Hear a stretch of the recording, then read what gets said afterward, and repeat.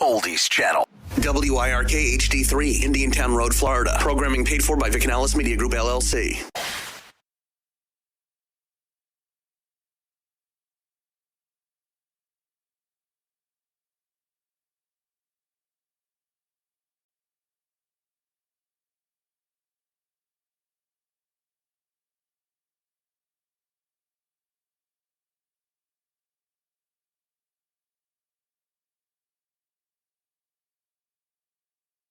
Of your car. Also with us is my son, Stu Stewart, are linked in cyberspace through Facebook, YouTube, Twitter, and Periscope. Stu is also the Spymaster Director of our Mystery Shopping Report. He dispatches our secret shopper weekly to an unsuspecting South Florida dealership. And now, on with the show. Good morning, everybody. Well, here is the Recovering Car Dealer live. You were listening to my recorded announcement. I have to make one modification because Rick Kearney, our expert on mechanics, computerization, electronics of automobiles, the man that can ask any question on the technical aspects of a car, is taking a well-deserved vacation. And we're going to miss Rick. He normally sits over to my right here, and he can answer anything. But we're not going to give up. We've got Nancy Stewart, Stu Stewart, and myself, 3 Stewarts in the studio. And we've been around the business a little bit, and we can answer some mechanical questions, but not all of them. But wait, there's Google. more. Yeah. Mm-hmm. We have Google. We have Google. Yeah, I forgot about Google. I mean, that's 2/3 of my brain. Make it 9/10 of my brain. And we also have a couple experts standing by. So please don't hold back on your questions on mechanical issues with your car. And if we can't answer it, we do something on this show that you don't normally see. A panel of experts do. We just say, I don't know.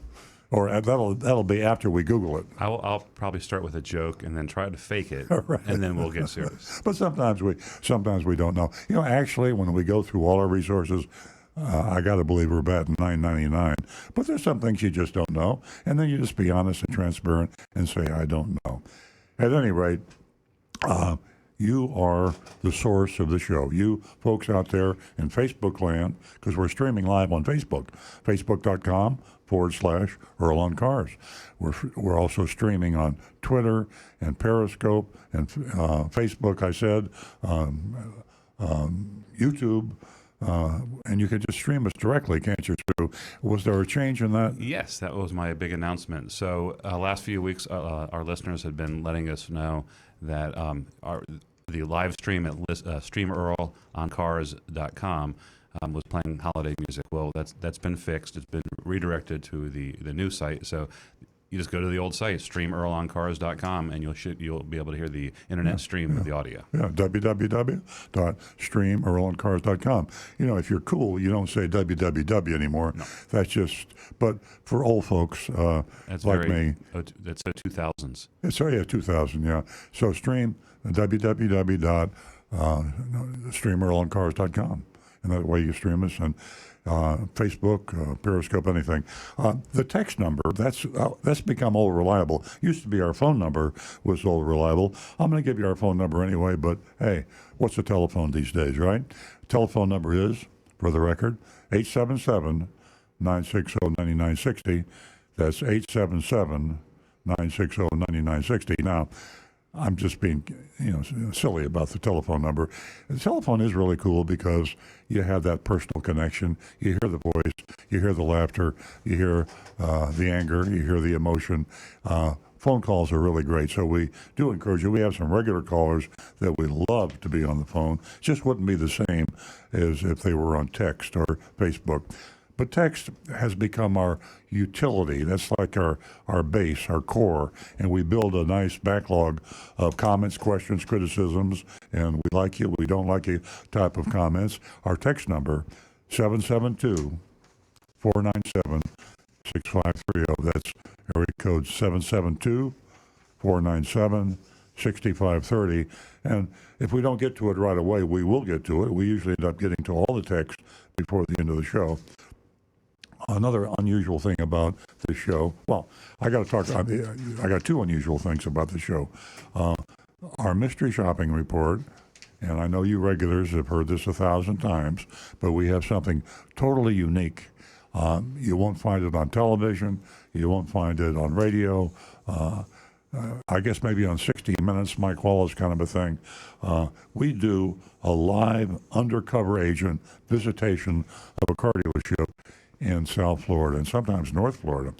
We haven't been out of state yet, although we have some out-of-state agents that will report in. But we go in, pretend to buy or lease a car. This is really interesting, I promise you. We do it in the second half of the show, and we visited a car dealership. I think it was yesterday. So they're hot off the press, and we tell you exactly what happened. We're going on an advertisement typically, and we go through the process that you would go through if you're buying a car. We name the dealership, we name the salesperson, we name the sales manager. It's really cool. I swear to you, you'll love this.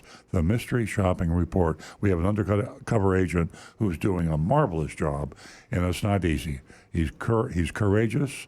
His family has even gone in with him occasionally, and he just does a marvelous job. Mystery Shopping Report. And the other unique thing is Nancy Stewart, my co-host, my wife, my partner in this show for about 17 years. We started out doing a half an hour, and she's learned a whole lot about the car business from the radio show, a lot of them from your calls. And she's been by my side this whole time. And the best thing she does is she encourages the ladies out there to call in. When we first started the show, all male. It was like a locker room. It was just like, all guys calling in, talking about their trucks. And, now we have pretty close to a 50-50 audience, and that's thanks to Nancy Stewart. I'm going to ask Nancy to tell you about our special offer for those of you who haven't heard it, for our first-time lady callers. Thank you. Good morning, everyone. Welcome to the show. We're going to have a great one for the ladies. We want to offer you $50 for the first 2 new lady callers. Ka-ching. And you'll be able to text us your contact information.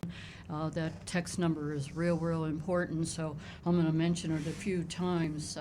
772-497-6530. That'll be your way of receiving the $50. Once you call in, you gotta call in, and I know you all have something to say.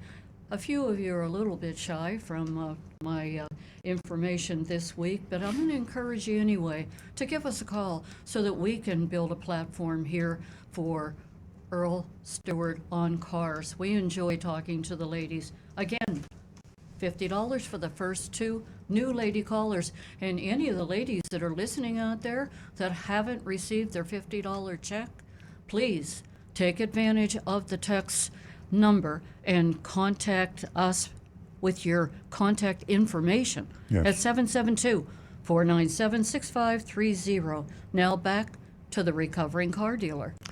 Well, thank you. I think we've got some text building up over there. That's right. And Stu is collecting those. Who's watching our Facebook I'll tell you guys, before you get started on the text, let's go to Howard, who called pretty early this morning. And Howard gives us a call often. He's a regular caller, and he's from Jupiter. Good morning, Howard. Good morning. It's a pleasure talking to you this morning. I have a great experience in Earl's dealership yesterday. Oh, good.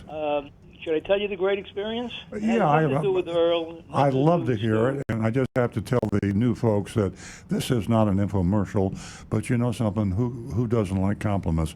We're not trying to sell you anything, even though I am a car dealer in full disclosure, but Howard is a wonderful guy, a great caller, and he's also a good customer of mine. So, Howard, I really appreciate it. Tell us about your experience. Yeah, believe me, I'm not a shill for you. This is actually what happened. A friend of mine who's well up in years doesn't drive anymore. Last year he stopped driving. Mm-hmm. His wife is 10 years young, and she drives, and her Mercedes, the lease was up. It's going to be up the 20th of this month. So he's a little panicky. He said, I don't know, should I buy the car? I said, wait a second. Before you do anything, let's go into Earl Stewart Toyota yesterday, and let's, discuss this. Sure. So pleasantly surprised, I was able to speak to Josh. It was a very nice young man. Thank you. My youngest son.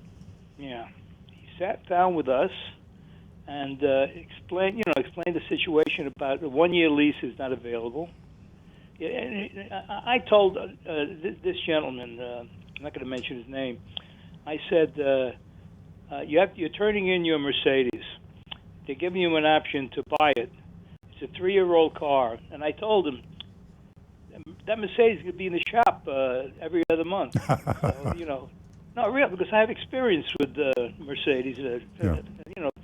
Friends of mine and family had them, and they're not reliable. I mean, as far as my experience, I'm not going by consumers' reports because I didn't look it up. Sure. But I'm not going to ask you to comment on the Mercedes because that's not what I'm here for. I'm here to explain that this gentleman here is panicky because his wife has to turn it in, and they want $57,000 to buy this 3-year-old Mercedes. $57,000. A lot of money. So yeah, right. So Josh said, you're better off buying a Camry, which is right. So I was trying to sit down with Josh and discuss the advantages of buying a car instead of leasing the car. So that's how we stand right now. And well, thanks, Howard. What do you?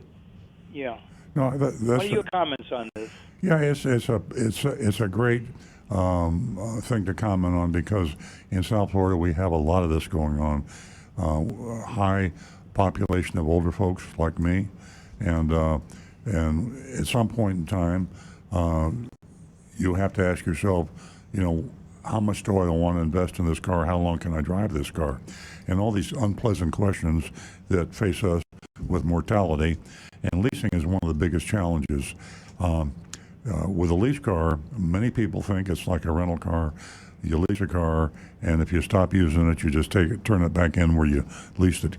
That's not going to happen. You have a contract binding for the entire length of the lease. So if you have a 36 or 48-month lease, whatever, and you only use it for 12 months, you owe them the balance of those payments, and there's no way you can get out of it.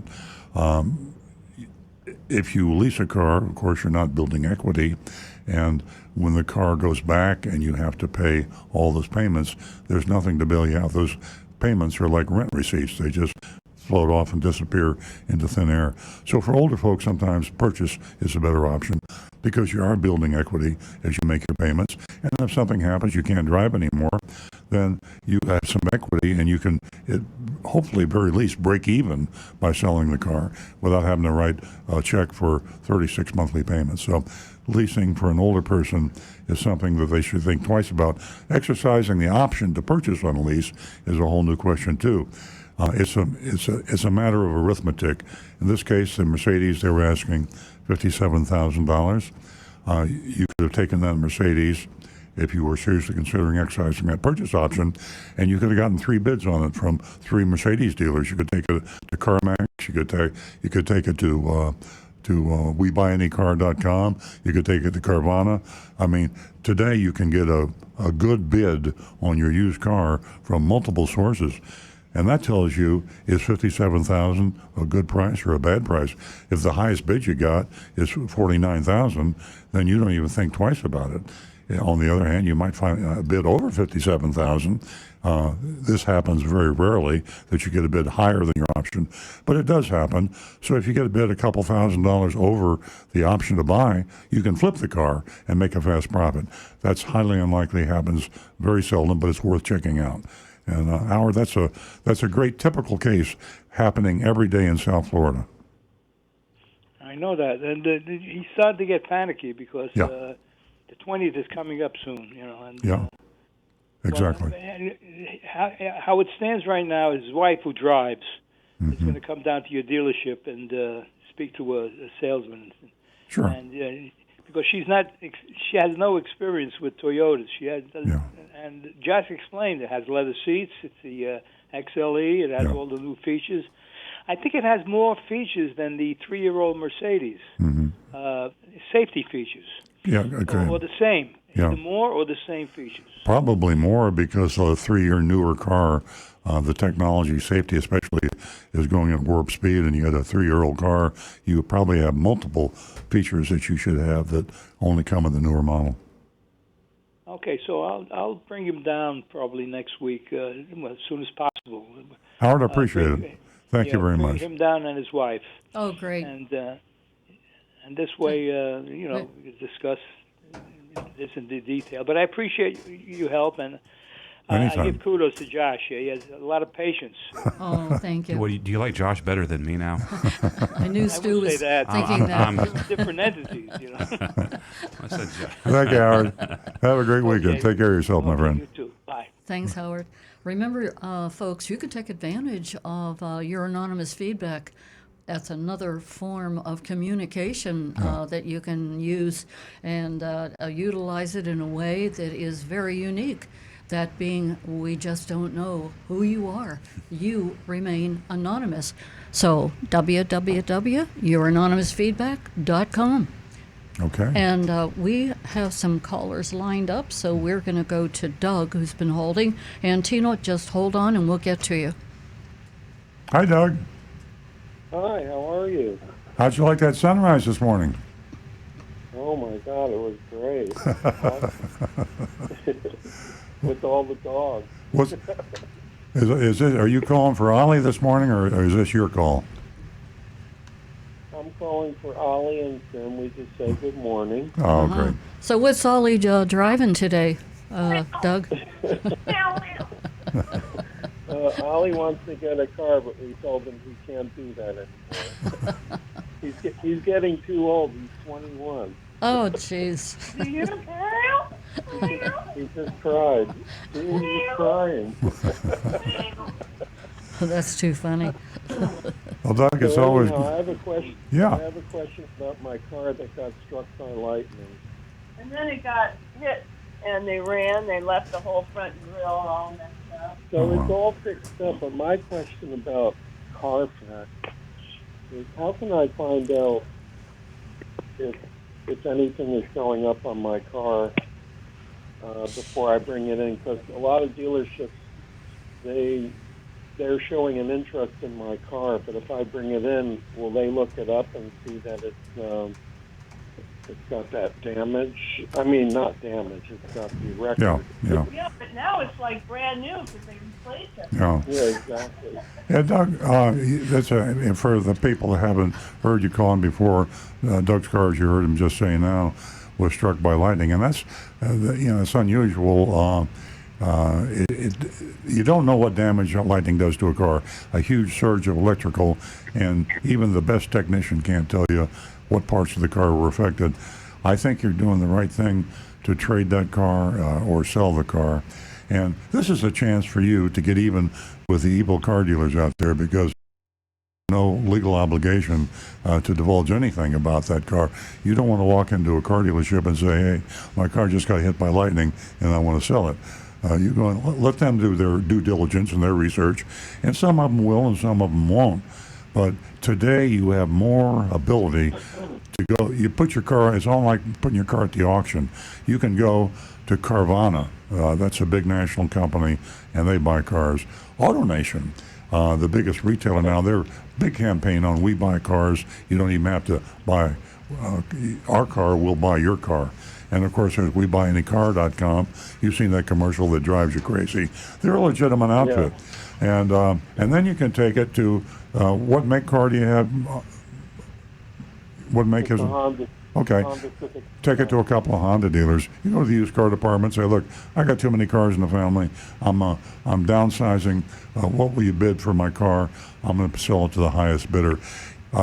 You could spend 2 or 3 days and you could get a half a dozen legitimate bids on that car.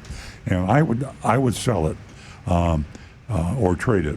But be sure when you trade it that you're getting the high bid that you were offered when you were shopping the car. Right. Well, I could bring it to Earl Stewart, but you know about it, so that could be. Yeah, I probably won't be your high bidder, but I'll give you the bid a smart dealer will put on it, and then you need to find a dumb dealer. I can recommend a couple dumb dealers to you too. That's the whole point between buying a car and leasing a car. Yeah. Well, If we would have bought this car, we would have been in big trouble. But because we leased it, it's a whole other different story. yeah, I think in my case, leasing it was probably a good thing because. Oh, yeah. Oh, it's a great thing. I mean, that gets you off the hook entirely. But you might get lucky and find out your option to buy is less than what you could get for it. And it's less likely because you got hit by lightning, but it's a possibility. Worth going through the exercise, I think. But anyway, I'm glad you're okay, good. even if your car It runs isn't. pretty good. The only problem is when I get it in the morning, I get a little shock. No, I'm just kidding. That's very funny. Hey, listen, thank you very much. Doug, you're great. Sam, I hear you in the background. Yeah, Holly, you behave yourself. Yeah, I got to say for Sam, Doug, you're very lucky. She's a very informed Sam, and what a great life partner for Doug to assist him in, this whole car thing. And it's great to hear from all three of you. Yeah, and being a full-time musician, Tim puts up with a lot. She really does. I'm sure. Thanks again, and Bye, guys. have a great weekend. Remember that telephone number is 877 960-9960. Is that your boyfriend's number that just went down? And you, that's a funny. I like that. It is, thank you. Anyway, the text number is 772-497-6530. And again, I'm going to remind the ladies, you got to give us a call. You want to win $50, the first two new lady callers? You can do so this morning. You can use that money this time of year. So don't forget, 877-960-9960. And I want to remind everyone again, youranonymousfeedback.com. Please, would love to hear from you. Now we're going to go to our wonderful female caller. She's with us every week, and she shares so much information with us. Some we have never heard. So, good morning, Tina, and welcome to the show. Good morning, y'all. How you doing? Doing great. Hey, Tina. Hi, how are you? I was watching the famous Scotty Kilmer the other day, and he brought up a really good point. If you care about your vehicle, do not get an oil change done at a big box store. Go to a reputable mechanic that knows what they're doing, because he has heard too many stories of people going to these big box stores, and these techs, they're just in a hurry. They don't care. They leave the oil cap off, or they won't even bother to put the drain plug in. Mm-hmm. And he's seen a few people lose their engine because of this. So just an FYI. I know it's convenient. I know it's quick and easy, but it might end up being a disaster if you're not careful. Yeah, true story, Tina. Yeah, that can happen at a dealership too. So. Yeah. Yeah, most definitely at a dealership, Tina. We've heard it often, and I'm glad you brought that to the forefront It's this happened morning. at our dealership before. Yeah. Yeah. No, it's a starting position for a mechanic, for a technician. First thing they do when they apply for a job, if they get hired, they start them on the lube rack, which is where they change the oil, and they show them how to do it. But there's a lot more than being shown how to do it. You have to learn, and you have to be careful, and you have to be responsible. So it's a little bit of a crapshoot, a Russian roulette, anytime you get your oil changed. And I don't know a better advice than what you gave. Find a mechanic that you trust, you've had experience with, and if you have to pay a few bucks more to let him change the oil, it could save you money in the long run. Well, my question to you, Earl, is that like a reputable dealership, will they have somebody, like say for instance there's a beginning technician that's doing lube work, will they go through a checklist and have somebody double check to make sure that the oil plug is in properly and the oil cap is covered? Will they have somebody double check the work before the car is let out to the client? Well, this is where being truthful and transparent is very painful. And you heard Stu say earlier, and I will corroborate that, at our dealership we've had problems. And it's kind of a niche in the armor, or whatever the word is, that all service departments have. People have to start out somewhere, and most of the people that enter the profession of technician mechanic today come through the lubrication department, because it's the most basic, simple. If a person is conscientious and he is trained properly, he should be able to change your oil completely safely every time. Rotate and balance your tires. That's another safety item. Sometimes they don't torque the lug nuts properly. As you mentioned earlier, the drain plug, you can over torque it, under torque it, and you don't put the right amount of oil in, or you don't put any oil in. This is carelessness. So it is in the best of dealerships, it can happen. Now, we're not talking, likely. We're talking about maybe once out of 5,000 times, but way less than that. Yeah, or 1,000 times. Okay, I mean, if a high volume car dealership will have hundreds of people come in every month, and if it happens every 3 or 4 months, you're talking, pretty low odds. But it's just something I'm trying to endorse your recommendation, which is find a mechanic, even in a dealership or wherever that you trust, that's done your work before, and ask for him when you come in. Stu? Another thing, ask them what is their follow-up and what is their inspection process. I mean, ideally, and it doesn't. The problem is when the system breaks down. So in our dealership, a newer tech, oil change lube tech, is supposed to be paired up with a more experienced one. They're two-man teams, and they're supposed to both check each other's work. When they fail to follow the processes, usually that's when it goes bad. Yeah. So ask the service department you go to and say, hey, what's your process for making sure everything's done correctly? And then, if you really want to, you can stand out there and watch them do your car. Yeah, And exactly. not to beat a dead horse, but all dealerships have a great process, but it's the execution of the process where you drop the ball. Yeah. And experience is very good. If you have someone that you had experience with over the years, take the car to that person and let them change your oil, and you'll be absolutely safe. And Tina, this service that you might say that it's rather minor, and it's a maintenance. But I'll tell you what, if you don't do your homework and write down all those questions that should be asked, whether you have an experienced mechanic or not, letting them know that you are informed, about the oil change, the lug nuts, the drain cap, because it's not deliberate, but carelessness, it happens. People get distracted. I should say mechanics get distracted in tech. So thanks for bringing that to the forefront. That's a very important issue. Do your homework on a mechanic and make sure you're dealing with someone who is experienced, because any one of those topics that we just talked about certainly can be detrimental to your engine and to you on the highway. Okay. Thank you very much, Tina. I'm glad I was able to bring it up there. Yeah. And one more thing before I go. The weather is beautiful. People are out on their motorcycles. Everybody, please watch out Oh, for boy. motorcycles. Yeah. Make sure that you have your side view mirrors and your rear view mirrors adjusted properly, and check your blind spots. That's right. You might save a life. Thanks, Tina. Tina. Thank you very much. Thank you Tina. for keeping us informed. 877-960-9960. Or you can text us at 772-497-6530. And I think from the looks of Stu, I think he's running out of ink.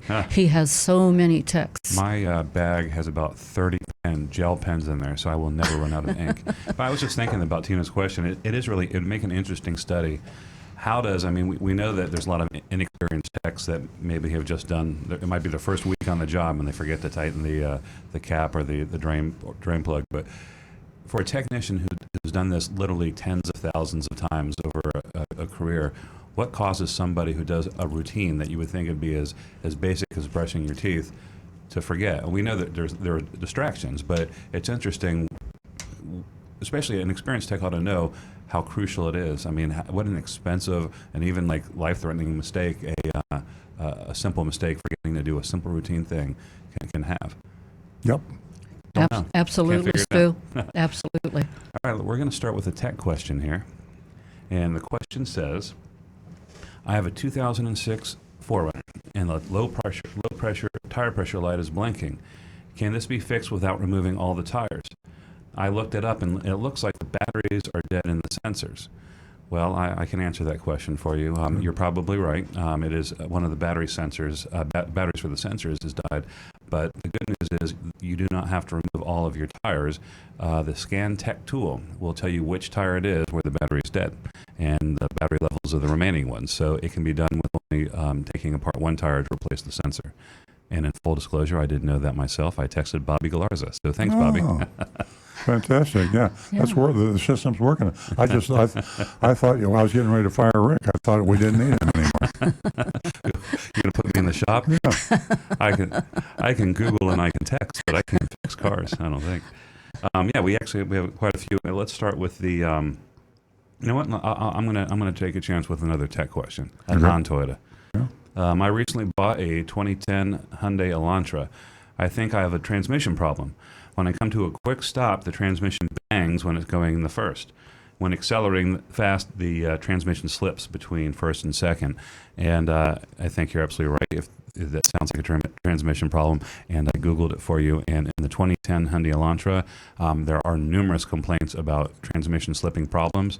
Unfortunately, you are out of warranty in a 2010 Hyundai Elantra, and it is an expensive repair. It's about $1,600 to get fixed. Wow. I'll tell you, where can you go for all this free information? Did you hear Stu just now? He covered it all. Where did you find that particular information? That actually came up.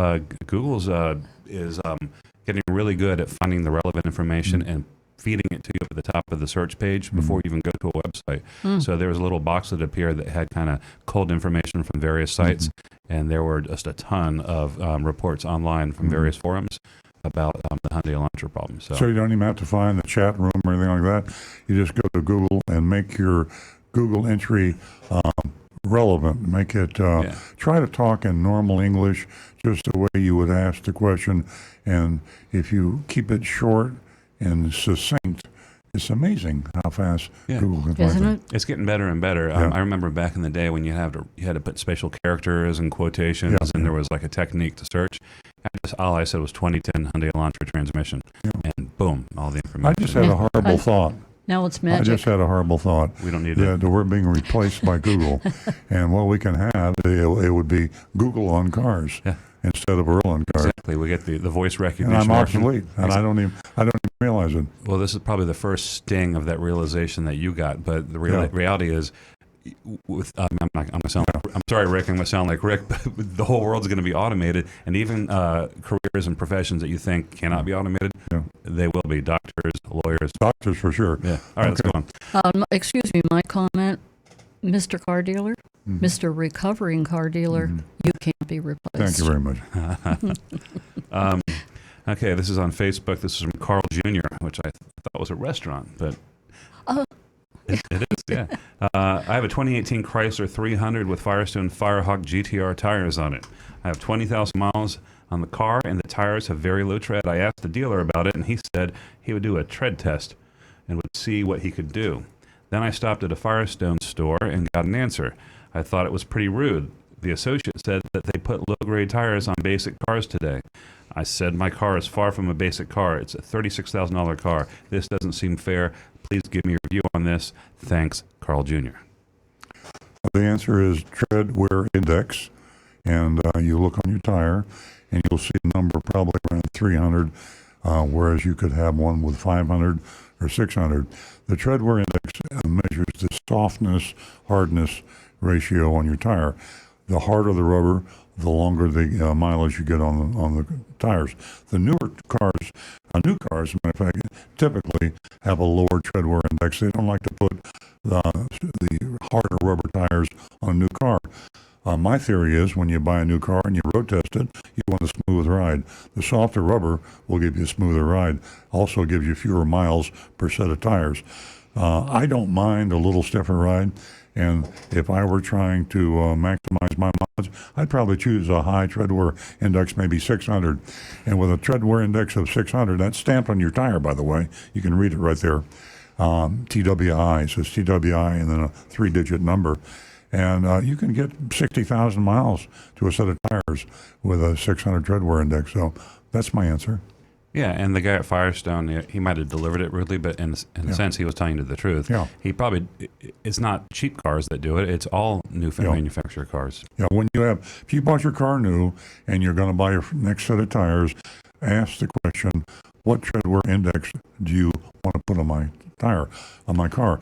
You don't want the same tires that you had before. As a matter of fact, technically you can't even buy the same set of tires because every manufacturer has their tires built.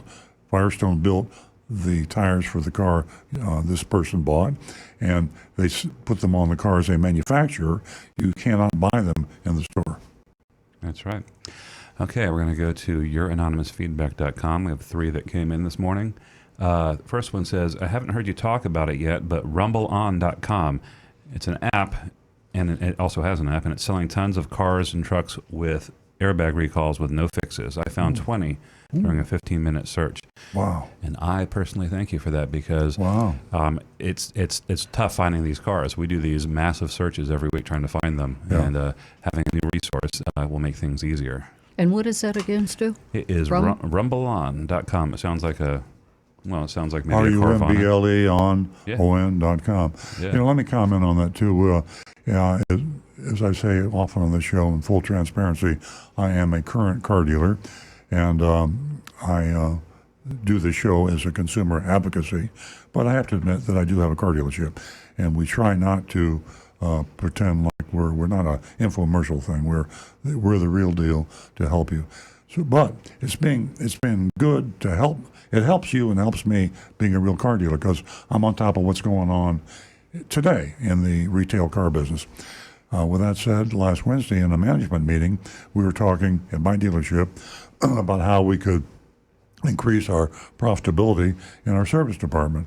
And one of our sources of profit in our service department are what we call campaigns on recalls. We fix recalls on Toyotas, and when we fix the recall, Toyota pays us, and we get to put that money in the bank. It helps our profitability. So we want to know why our profitability under warranty, which is where this profit goes, was down. And the answer was we're not doing as much warranty work because we're not getting as many recalls in. And the question, the conversation went this way: why can't we get more Toyotas in that have recalls that need to be fixed, safety recalls? And the answer was because we don't know where the drivers are. We know who the driver was when he bought the car because we've got the VIN number.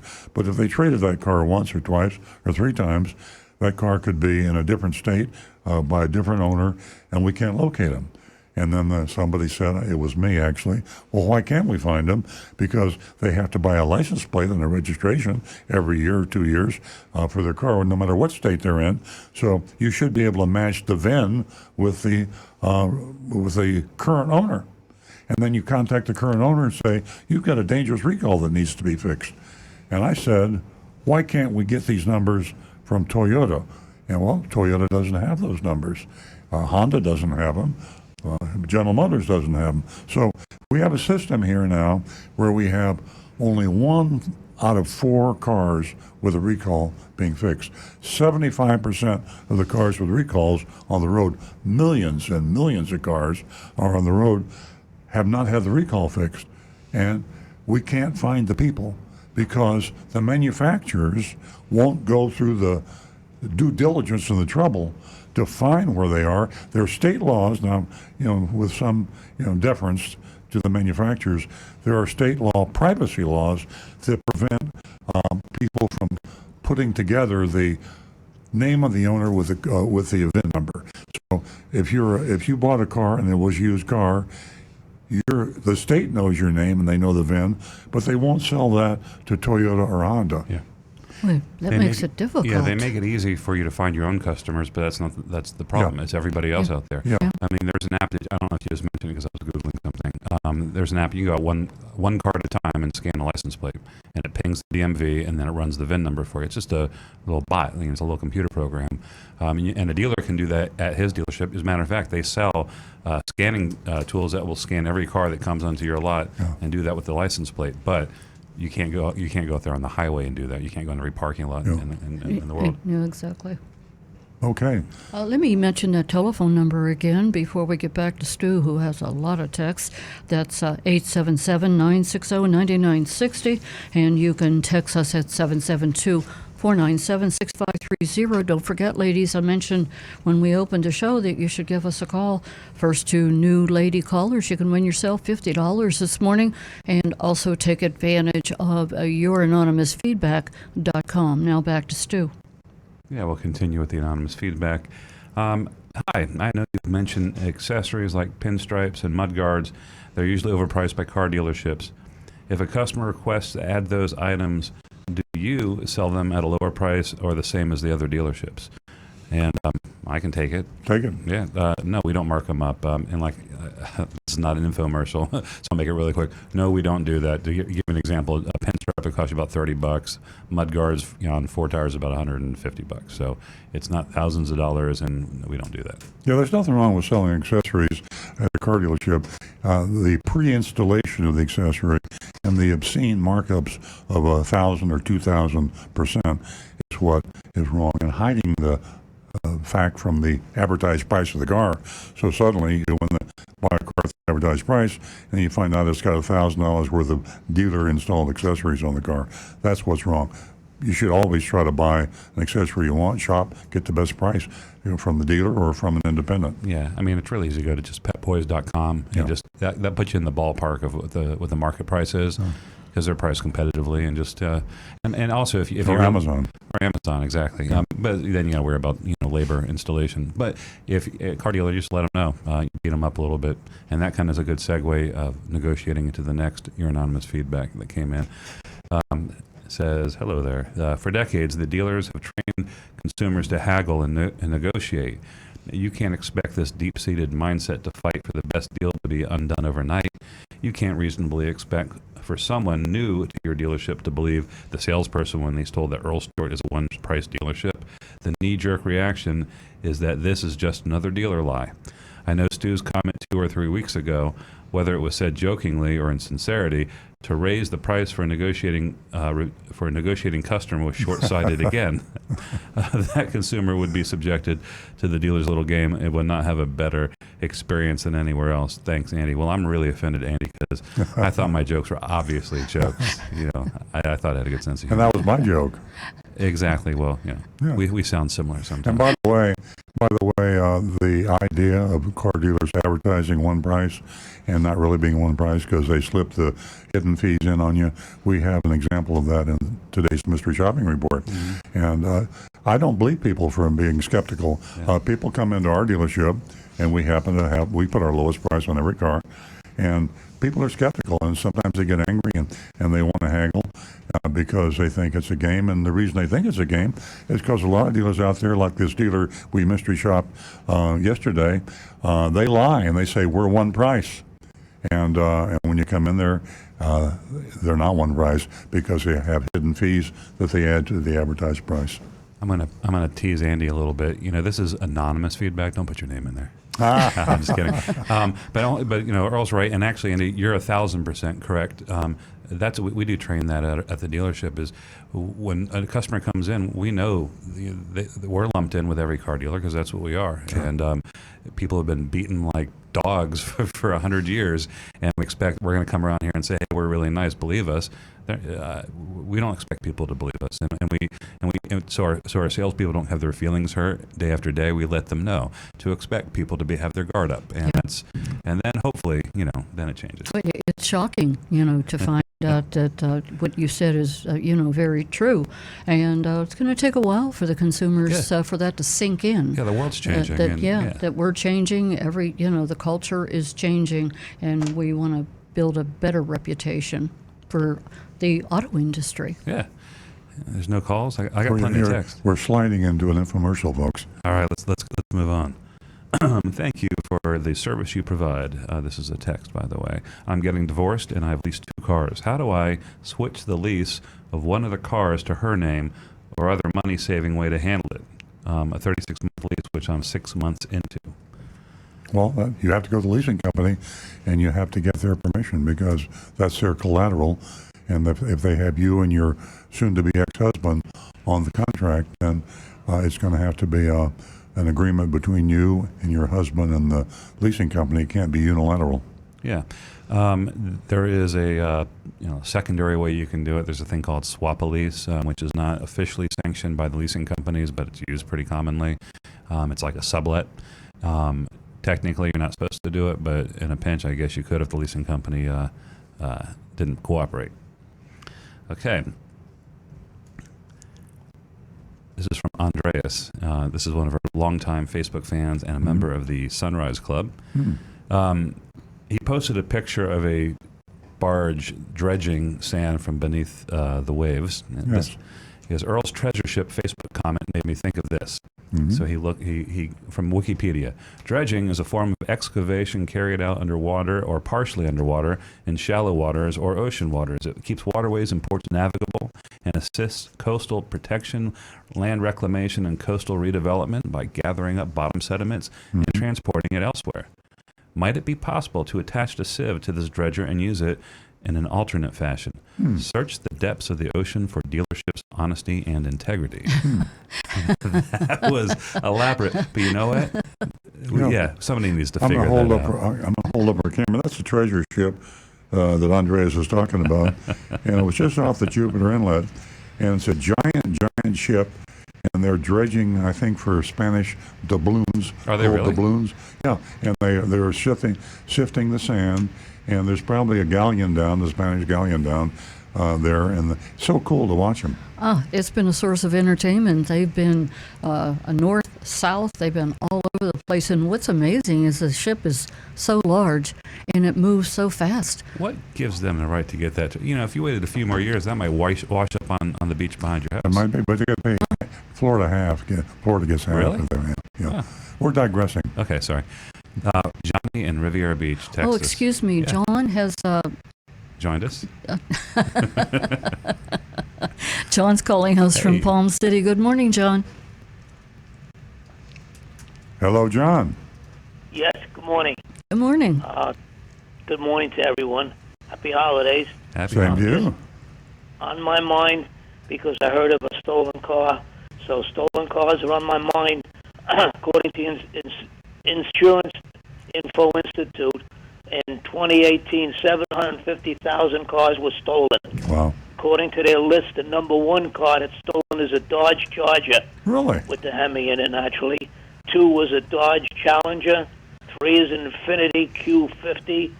Another 4 is Infiniti QX80. 5 is a GMC Sierra Crew Cab, 1500, and et cetera, et cetera. And 6 is a Nissan Maxima, and it goes on and on. The least stolen is a BMW 3 Series, Yeah, who wants a that? Tesla S four-wheel drive, and a Buick Encore. Also, for some reason, the Volkswagen Beetle is not on there neither. But my point is, especially when we had the hot weather, you go into a parking lot, and somebody that doesn't want to get shut the engine off because they don't want to go into a cool car, they stupidly leave the car running with the doors locked. Yeah. A very easy car to steal. Sure. Another one you see in some areas, people park it, either they did it for the day or they're commuting, and they leave the car with a sun visor, across the front dash.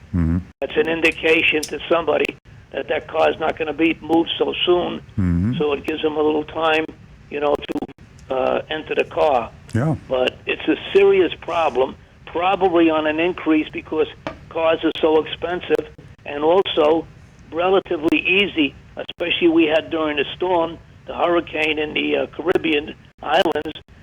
They can ship them out fairly easy without any hassle to get it out of Florida. So it's a warning, especially for people that own these particular cars, to be on the lookout and put any type of additional, if they're in an area that's not so great, the car's parked outside, additional anti-theft devices. Yeah, you got the cops will tell you, ask any cop, that 3 out of 4 cars that are stolen is some nut that left his keys in the car.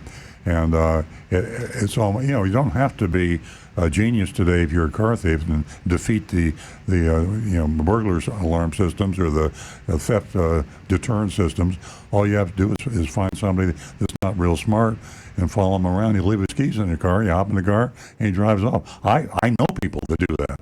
I mean, I know people right now, I won't mention any names, I don't want to embarrass anybody, that leave their keys in their car. And I live in a community that is very safe. We haven't had much theft at all. The last car that was stolen, I asked the cops, what happened? They left their keys in their Mercedes in the driveway. And I have no sympathy. yeah. So, Sorry. Well, the biggest violation of that you'll see at a gas station. They'll go inside for Yeah. beverage or something, Yeah. and they'll leave the car open, and most likely, many a times, the key's right in the car. yeah, there's So it couldn't be easier for somebody just to run in quick, and they're gone. no cure for stupidity. Technology can't help you. None. But unfortunately, I don't want to bring up with the holidays, but this is reality. That's a lot of cars Yeah. for 2018 that was stolen, 750,000. Wow, that is a lot. Interesting. All right, I'm looking forward to the shopping report. Oh, thank you It's a so good much, one. It's a John. good one. You love it, John. Thanks very much. Have a great weekend. Speaking of the mystery shopping report, we are going to be, we shopped H. Gregg in West Palm Beach this week, and it's, as I say, a doozy. So, and also let me mention Earl's column. We got a lot of responses from that column. It's a very interesting one, how to get the lowest price on any new Toyota, any Toyota dealer. So you want to read that at Earl on Cars. And I would like to retract my comment. I don't want to be mean. It's really easy to leave your car running now with the push button thing. I do it occasionally. It's possible I could have my car stolen from me. I could agree with you. I've Yeah. done the same thing. Yeah, I mean, it's actually, we've talked about it on the show a lot too. I mean, especially with the car in the garage and carbon monoxide. Well, I know Yeah. people who do it on purpose, and just for, Yeah, for well, that's, no sympathy convenience, for yeah. that. Well, the people I know that have done it on purpose are hoping that the car gets stolen. I don't know whether anyone knows. Why are you side glancing Earl? Are you trying to get your car stolen? You looking for some insurance fraud to dabble in? Okay. All right, this is from Johnny in Riviera Beach. I think you'll like this one. Did you hear what happened to a Rego Dodge Chrysler Jeep? Monday morning, a ransomware attack. Hacker took control of all the dealership's computer systems and demanded an X amount of dollars to turn them back on. Rather than give in to the hackers, Jim Arrigo, president and owner of the dealership, decided to write a check for $285,000 to buy 200 new computers and start all over again. Even though for 3 days no cars could be serviced or sold, Jim still paid his employees their full salaries. Jim said he would not let those hackers Grinch steal the spirit of the holidays from him, his family, or his employees.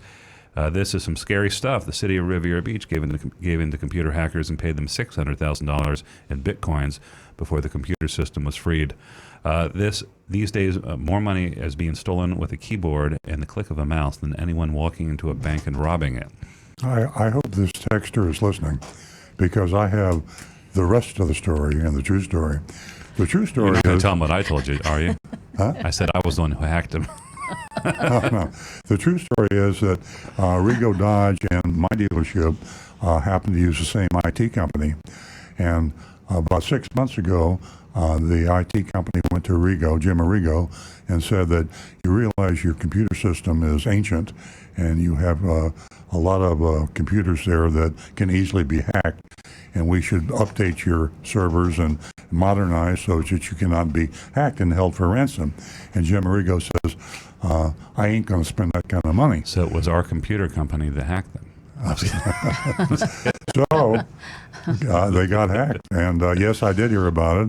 In fact, a Facebook friend, Elizabeth, sent me that information in a video clip, Channel 25, Jim Arrigo, bragging about how the fact that he wasn't going to succumb to a hacker and pay the ransom. But he probably ended up paying more to save his computer system than he would have paid the hacker. But anyway, when I saw that, I got nervous, and I called our IT company. And that's how I got the story about what really happened to Jim Arrigo. Well, it's kind of funny because we do have a proposal to upgrade our security in my email I have to review. Yeah, and I told that's because I told the IT company That we want to be to safe, yeah. do it ASAP. Okay. But we have modern servers. Jim Arrigo servers were like 8-9 years old. Yeah, he probably had tape Yeah, backups. And he had some old stuff there. What a that- crazy world. We're pretty cutting edge. I Yeah. think. Okay. Another text. Another fun one. Don't you think that you may be asking your fans to overthink the whole car buying process? Isn't life complicated enough? If anyone really followed all of your advice, it would take months to buy a car and cause you to have a nervous breakdown. Cars are fun. Go through the internet sales department and don't overthink.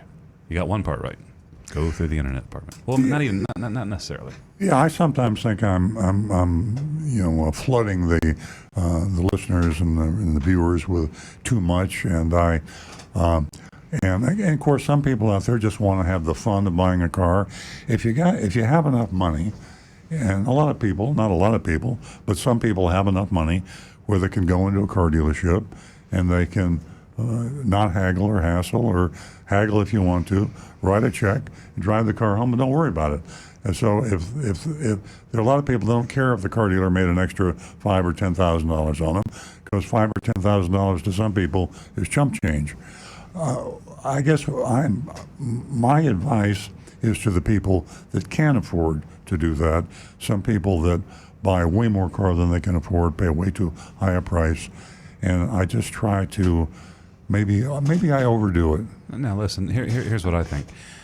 When we speak, when we give advice, we're talking about everything. There are so many facets to the car buying process.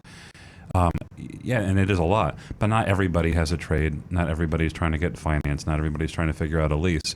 Mm-hmm. You take what you need from the advice for for the particular situation that you're in. Mm-hmm. So good advice, get multiple bids from dealers through email or a car buying service. That's good advice. The rest of it you might not need to think about until you have to come back and get the car serviced. So Right. it is a lot. But take what you need. Sometimes it is a lot, but it's well worth it in the end. And first and foremost, knowing what you need and what you can afford. And that really just sets everything up, and the rest comes very easy. And buying a car is a lot more complicated than it should be. And car dealers are a lot more dishonest than they should be. I mean, when I hear myself say that, I think, I guess some people out there saying, I can't believe that most car dealers are not dealing honestly with you, folks. That's a true statement. I mean, most of them aren't. Some of them are. But I'll be kind. Over half of the car dealers that you buy and deal with are being dishonest and trying to take advantage of you. We prove that week after week after week on this show.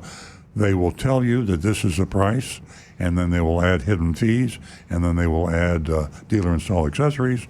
They'll lie about interest rates and leasing terms and conditions, and we see it happen. So I guess it is a flood of information. I'm doing a 180 now. I'm justifying the amount of knowledge that I try to get across to the consumers out there buying cars is necessary because of how complicated.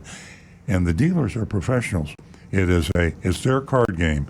It's their game. They know the rules. They make the rules, and you go into their card game to play when you buy a car. Absolutely. And folks, truly, we're not here to be part of the problem. We are here to be part of the solution.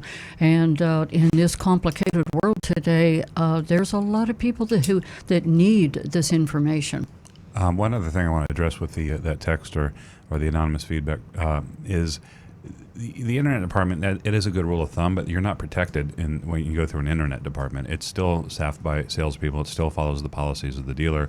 It's a good start, and typically it's better than walking in the front door. Good point. But the same games are still played. We see it week after week when we mystery shop. Just the very fact of the dealer fee issue. You can get a price quoted to you. Most likely, you're not going to get they're going to put the hidden fees in there for you until you Treasure get to Coast the store. Toyota is a good example. Yeah, exactly. So it's okay advice, but it's not perfect advice because you are not safe.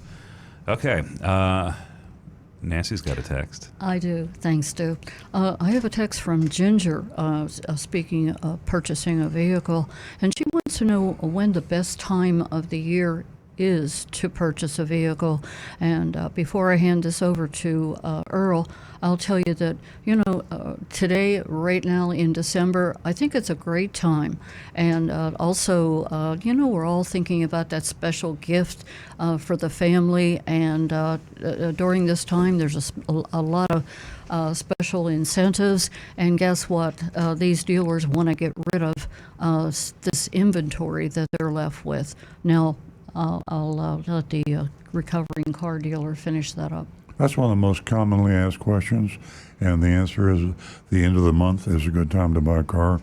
The end of the year is a good time to buy a car.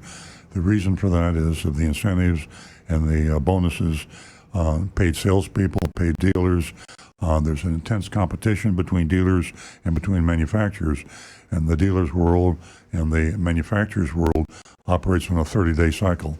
So at the end of the month, there are often many reasons that the dealer will give you a better price than in the middle or the beginning of the month. The caveat is do your shopping and your homework and your consumer reports study and get your competitive pricing before the end of the month and save off the final decision until the end of the month. This is December, and of course December 31st, January 1st, January 2nd is pure pandemonium in the car industry. The manufacturers, it's important for their stock price, for the CEO of General Motors and the CEO of Honda, for their bonus money, and the car dealers' bonus money, the salespeople's bonus money. There's a crescendo at the end of the year. So do your homework before the end of the year and get some competitive bids. Take your best price, put it in your pocket, and wait until December 31st or January 1st or January 2nd.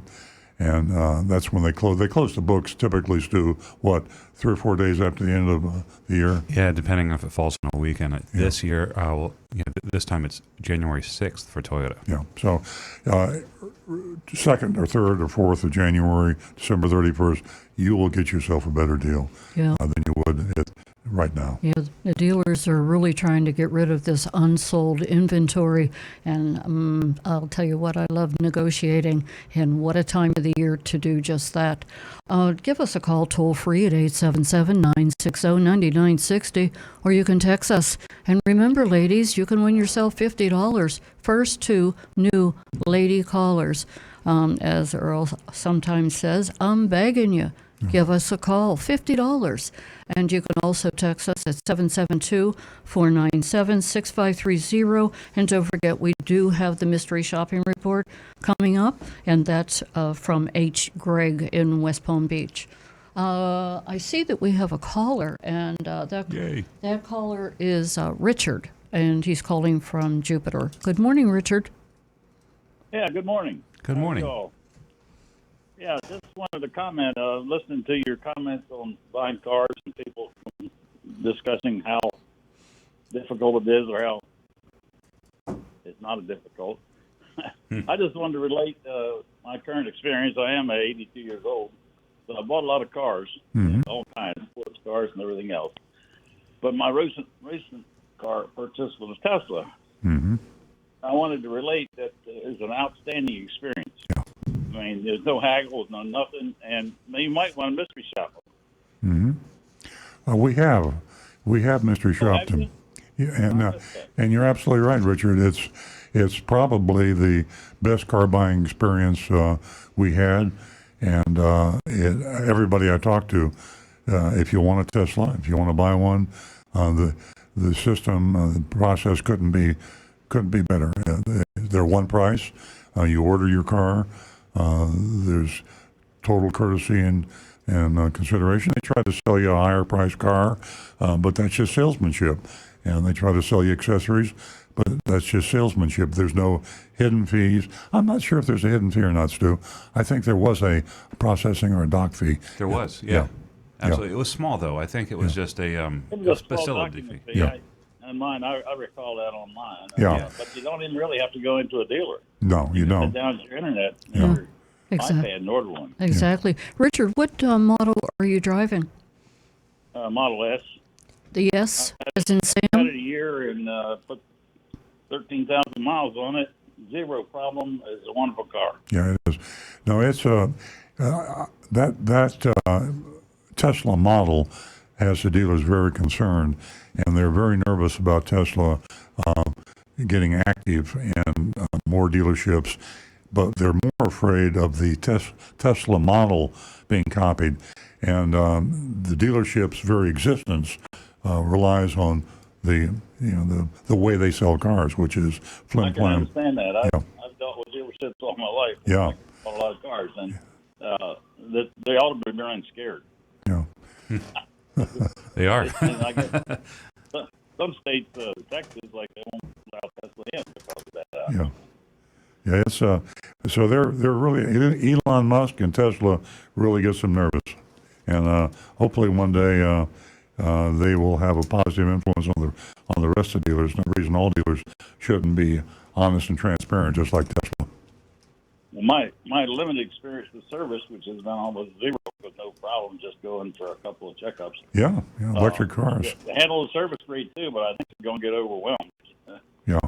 With Very true. more cars than they can handle. Well, Richard, thank you. That's very accurate. And if you want a Tesla, we can promise the audience you'll get an honest, pleasant buying experience. I agree. I just want to comment on it. Thank you, I Richard. love your program, so I listen every week. Thank you very much. Thank you. Oh, thank All you. right. I have to mention this. I just recently read an article about insuring the Tesla and the Cybertruck, and it was an amazing article. And go to the internet and Google that. The prices, they compared it to the Ford and some other vehicles. It's amazing what it costs to insure this car. 877-960-9960, or you can text us at 772-497-6530. Okay. We have an anonymous, your anonymous feedback that we missed last week, and I'm going to read it. It's a little bit, actually, I apologize. It was from the week before that, so this one really slipped through the cracks, but it's relevant now because last week we mystery shopped Toyota of Hollywood, and this is about Toyota of Hollywood. Oh. You might have seen this. It's a little bit long, but I'll read quickly and clearly. Good morning, Earl. I would like to give a shout out for a good salesperson at Toyota of Hollywood with a caveat. First, the caveat. Toyota of Hollywood is a circus-filled, rancid pool of scammer salespeople. I can say this from previous car buying experience from them. But if you do the research and have your numbers ahead of time, have a pre-approval from your own credit union, and seek out my salesperson, Richard Kelly, you have a better than average chance not to get scalped. I did my research, as you said. I added all the tax, tag, and title costs I would be willing to pay, and then I deducted what their dealer fee was, $900 approximately. It's a little bit more than that. And that's the number I gave to Richard Kelly, my salesperson. I told him, this is what I'll pay. Write it up however you want.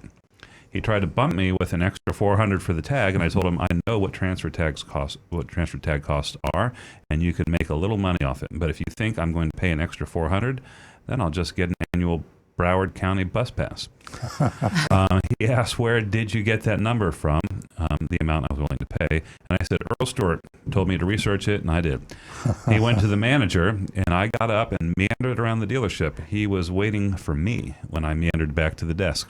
Nice trick, nice touch. I like that. When I meandered back to the desk, he went to pull out a worksheet, and I said, don't bother. Just get a signed purchase order, or I have to go to Earl Stewart Toyota. He grinned and went back to the sales manager and came back with a signed buyer's order. I had to go to the finance office, and that's a whole other experience. I didn't finance through the dealership, and the finance manager was making shady comments to me, but it was still a lot less stressful than trying to avoid the slick shafting that the finance manager would have liked to give me.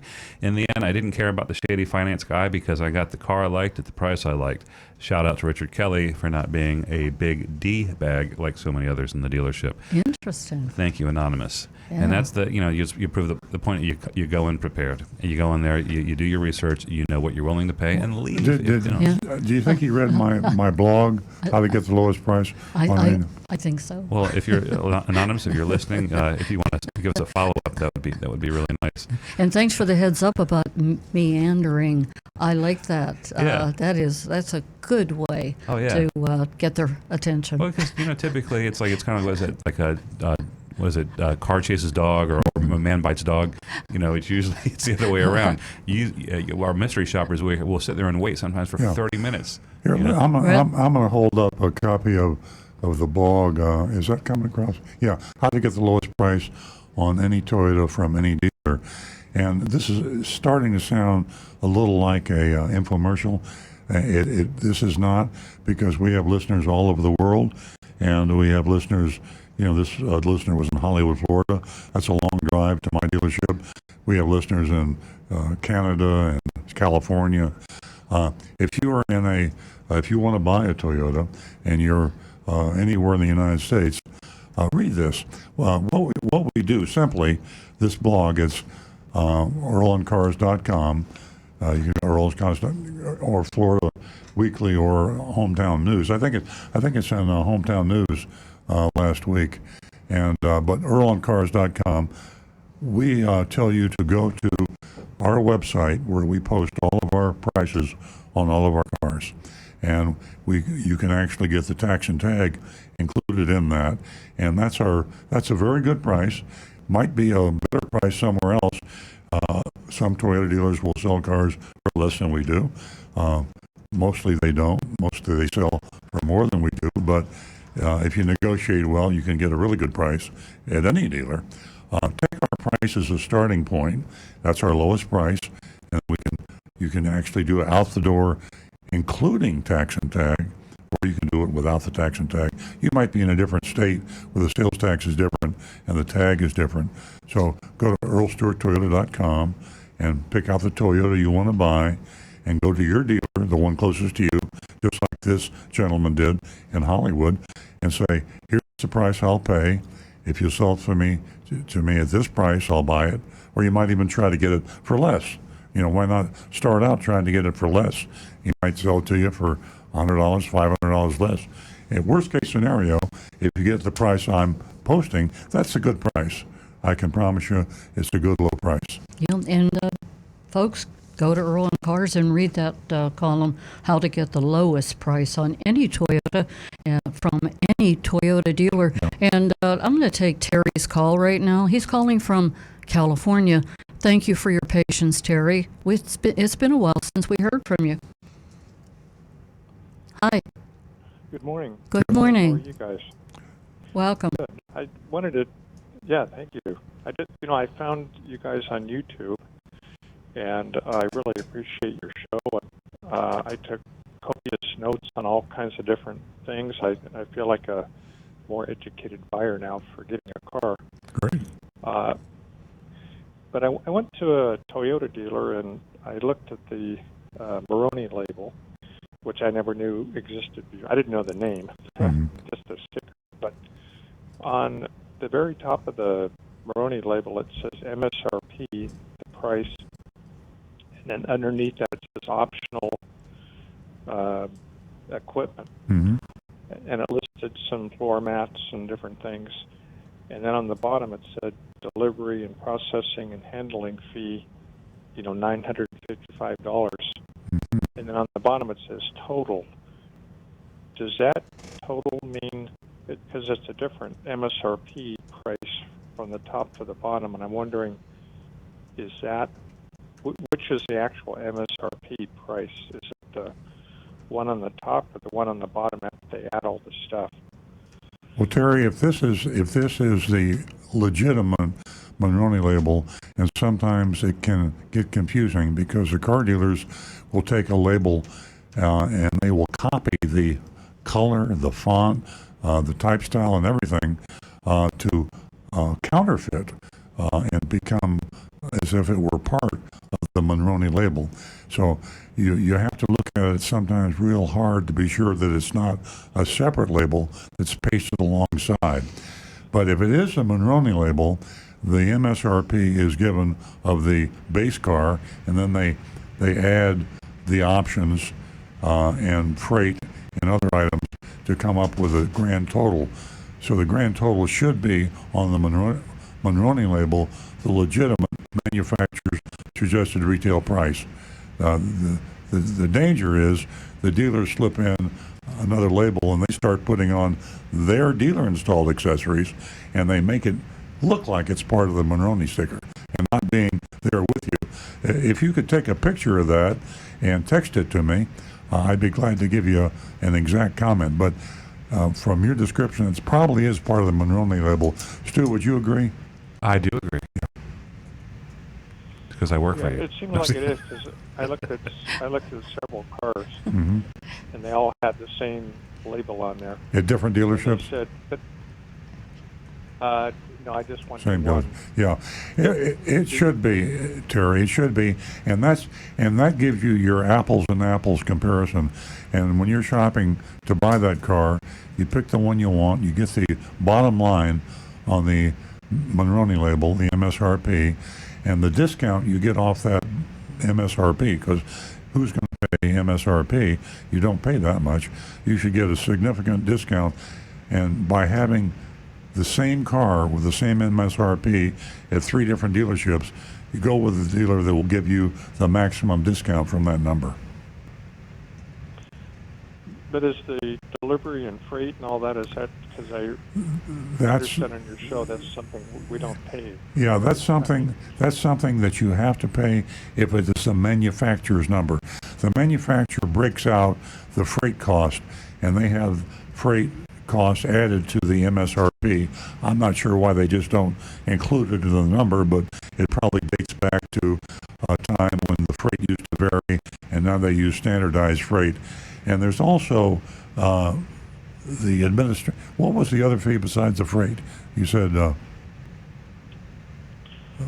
had EdgeGuard, it said protection package. Uh-oh. $413. That's a red flag. Okay, I'm glad you told me that.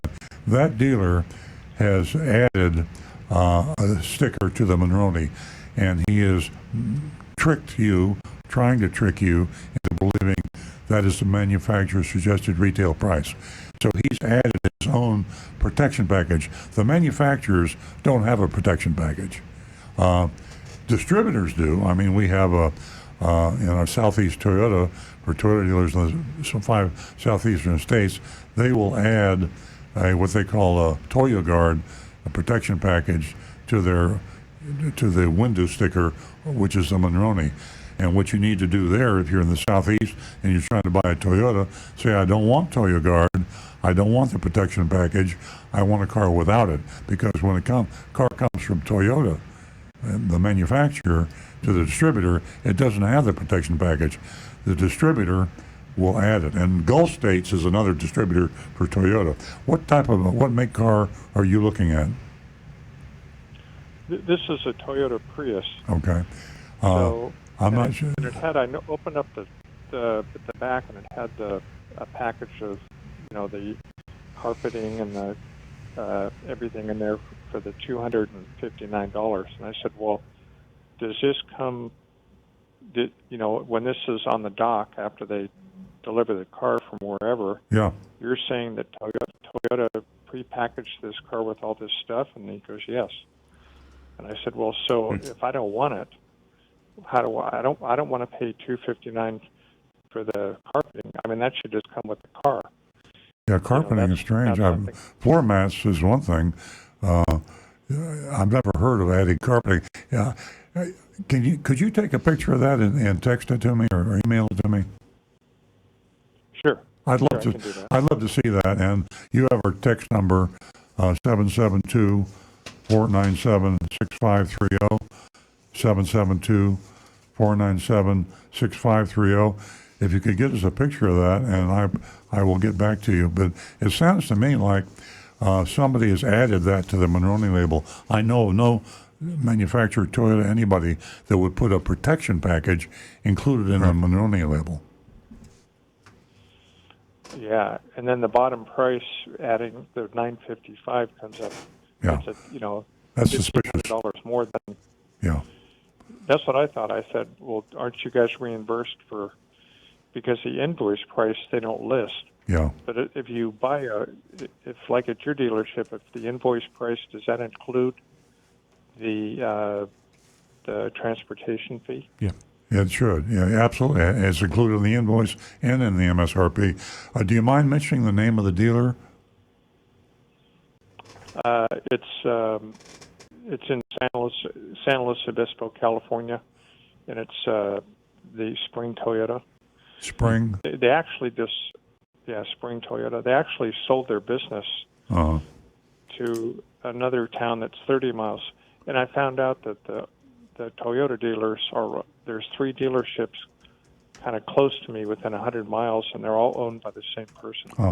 We'll go to their website, Terry, and we'll check them out, and that way we'll be able to give you a better idea by looking at their website. And thank you very much for calling in, and if you give me that picture, we'll get you an accurate answer, and I thank you very much for the call. Okay, thank you so much. Thank you, Bye-bye. Terry. Give us a call again. That number is 877-960-9960. Ladies, again, I'm going to remind you, please give us a call. You can win yourself $50, the first 2 new lady callers. And you can text us if you're a little shy at 772-497-6530. And I believe that Stu is, got some texts stacked up over there. Yes, I do. This is from Bob. Good morning. Love your show. Several weeks ago, Rick talked about a Toyota TSB, that's a technical service bulletin, that flashed and fixed a 2018 and 2019 Camry 8-speed transmission shifting problems. Can you provide or tell me where to find the TSB number? All my efforts to find it have been unsuccessful. Thanks again for the show. That's from Bob.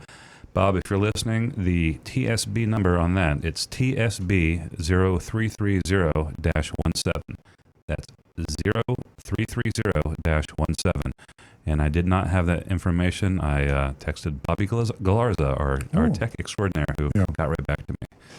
Yeah, technical service bulletins, all the manufacturers have those, and it's a good thing to look into if you have something wrong with your car that doesn't sound, you get a Dodge and a little tap dance. A lot of car dealers are not even familiar with their own technical service bulletins, and there's so many of them that come out.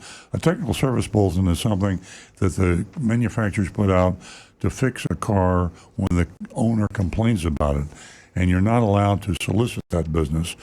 You have to have the owner come in and say, my steering wheel is vibrating, and then you're allowed to go and look up the technical service bulletin that tells you how to fix it.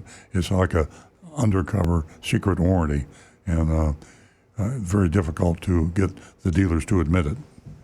That is correct. And honestly, I don't know if that information is available out there on the interwebs. I don't know. I don't think it's just information that the techs have. We do get emails when there's a technical service bulletin that's issued. They'll send it to the dealers, and I'm not sure if it's a public thing, but I think probably on chat rooms as the word gets out, but it's probably not a website that has all technical service bulletins. Should be, but there's not. Okay. This is from another Bob. This is Bob in Minnesota. He says, retread tires. Are retreads as good as new tires? If so, why are they not promoted? I maybe we need to get an expert on that. My gut feel has always been retreads are suspect, and I remember seeing the treads line on the highway and saying, oh, that was a retread. But my guess is the technology has probably improved, and retread tires are probably okay. Let's ask Uncle Google. That's what I'm doing right now. Yeah. Here, fill some time as I type. Yeah. No, you see them like I do. I-95 and the turnpike. You're driving along also there's a big chunk of tire laying there, and I've always assumed that with these retreads that you take a whole tire and you do some sort of a vulcanizing process, but they're not safe. All right. Well, I have a website that came up says modern retread tires are safe, so safe that even school bus fleets use them. And that's from the U.S. Association of Tire Retreaders. Folks, when you're Googling, make sure you check your source. Honestly, I don't know if it's from them, but there's a lot of information on retread tires, so filter the information, look for a credible source. I don't see anything from the NHTSA or the IIHS, which would be the agencies I'd feel most comfortable looking at, but we'll follow up next week and, Yeah. and do a whole presentation. Something rings true that truckers use this. And if there are any truckers out there that have that experience with their companies using retreads, love to hear from you. Yeah. Bob also has a follow-up question on tire pressure checks. He says discount tire stores offer free air pressure check and provides special mark lane for that service. You drive up and you're done in 5 minutes. No need to be a customer for the service. It's a great marketing technique, especially here in Minnesota. Yeah, that's great. Yeah. I mean, any smart service department will give a free tire pressure check. Is an opportunity to sell you a tire or maybe sell you something else. So as long as you're aware of the fact that the reason they're doing it is to try to sell you something, as long as you can just turn around and leave and say thank you very much for the free check. Exactly. All right, we have a question on YouTube. This is from Ashley James. Is Earl store under SET? Local dealer in my area charges $699. Is this an SAT thing? Can you please explain? We are underneath the Southeast Toyota distributorship. That includes the 5 southern United States: Alabama, Georgia, Florida, North Carolina, South Carolina. And now they don't regulate the various fees that the dealers charge. So I'm guessing the $699 is a hidden fee or a dealer fee. There are, and we talked about this earlier this week, SET does charge all the dealers as a part of the invoice of the car an administrative fee, and it runs around $775, $800, depending on the cost of the car. Yeah. That should not be itemized. If you're buying a car, that's not even going to appear in your transaction, but it's there, part of the cost of the car. It actually raises the price of a Southeast Toyota car considerably over cars outside the region. Yeah, if you live in a border state to the southeast, for example, if you live, what's north of North Carolina? Virginia. Okay, if you live in Virginia, near the North Carolina border, you should buy your car in Virginia because... Sorry to interrupt. SET does make accommodations for those border dealers. Oh. And they actually they don't charge them that fee if you're right across the way. Okay, how far across the border? I don't know. I know because you keep pushing it further and further back. Yeah. No, the point Eventually is, they'll drop it down here.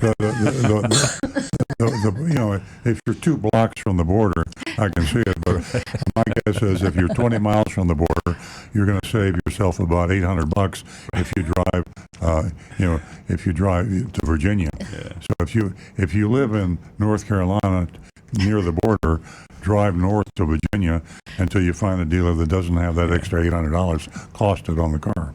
I have better advice. The student has become the teacher. Still follow all the advice of the store, because I would imagine if you're up in that border, things can get pretty confusing, and Virginia dealers might try and take advantage of that. So still compare bottom line prices no matter who you're buying from. Well, yeah, absolutely. You should go through the normal due diligence no matter why you buy the car. But I would rather buy a car from a Toyota dealer that paid Toyota $800 less for the car than one that paid $800 more. And right now we've had 3 Southeast Toyota executives with palpitations and Hank, are you probably listening? saying some nasty things about Earl Stewart. Hank loves you. This is one of the right. He does. That's one of these things that You can get away with anything. I can get away with anything because I'm an old guy and I know where all the bodies are buried. That was a threat, folks. No, it wasn't. It's a joke. Okay. Moving right along. Huh? You're finished? Oh, no. I got to pile it up here, so Okay. I can knock him down pretty quick. Here's one. No name on it. It's a text. Says, I just want to say Apple CarPlay is awesome. It's the best thing car manufacturers have come up with in years. However, my girlfriend has the Google Android version, and it absolutely sucks. I don't have first-hand experience with the Google CarPlay or whatever they call it. I do have experience with Apple CarPlay, and it is pretty awesome. Yeah. Is it? Yeah. I talked about it last week or week before. I love my Google Maps with with Apple CarPlay, and because it gives you the feeling like you're flying. You know what Google Maps That's looks exactly like? The actual satellite. Oh, I thought we were flying. Yeah, and I feel like when I'm driving, I pretend like I'm in about 1,000, 2,000 feet, and you see all the lakes and the ocean. Sure, Nancy loves that. Folks, it's an amazing experience because we are airborne. I can say this, though.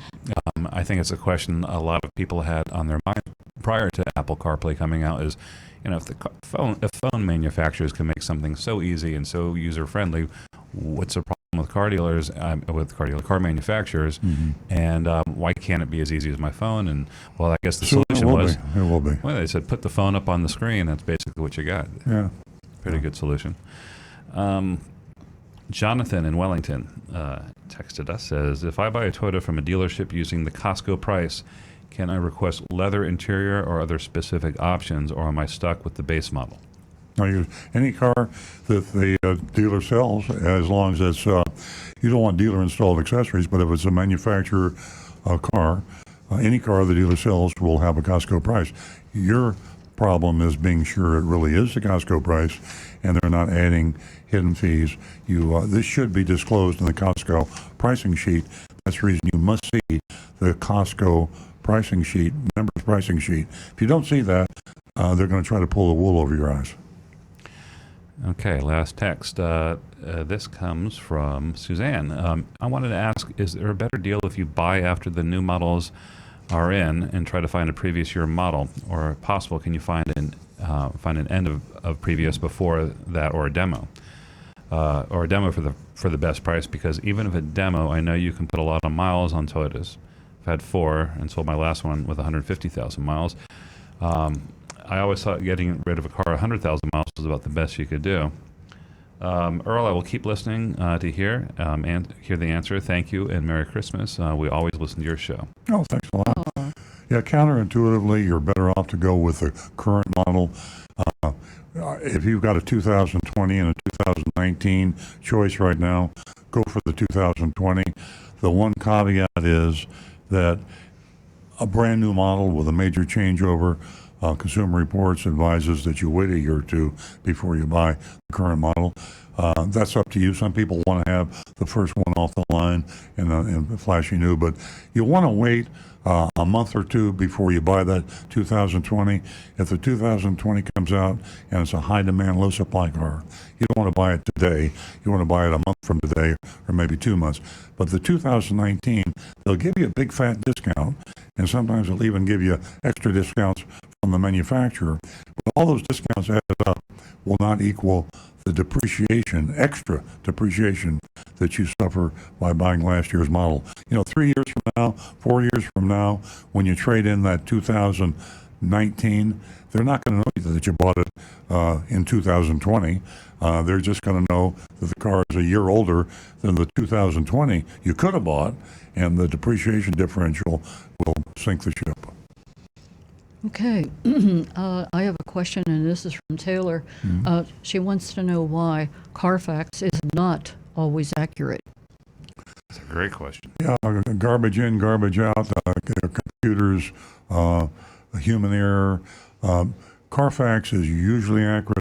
What do we see? About a 90%, 95%? It's really good, but like you said, if there was here's a good example. If a car got into an accident and there wasn't a police report, exactly, it's never going to make it on the Carfax report. Exactly. Yeah. However, there are things that are even that are more vexing than that, and that's occasionally we'll find a car with a recall that we've confirmed on the manufacturer site and confirmed on the NHTSA website. But it didn't show up on Carfax or AutoCheck, which is another. Doesn't Carfax have some sort of a guarantee that if they make a mistake, they? Yes. Yeah. Yeah, but I think it applies to like branded titles, salvage, flood, things like that. I don't think they cover it for if they miss an accident, for the very reason that they shouldn't have missed. Or how about a recall? I don't think that mentions recalls as That'd part be of an the interesting document. lawsuit. You lawyers out there, heads up. Interesting lawsuit.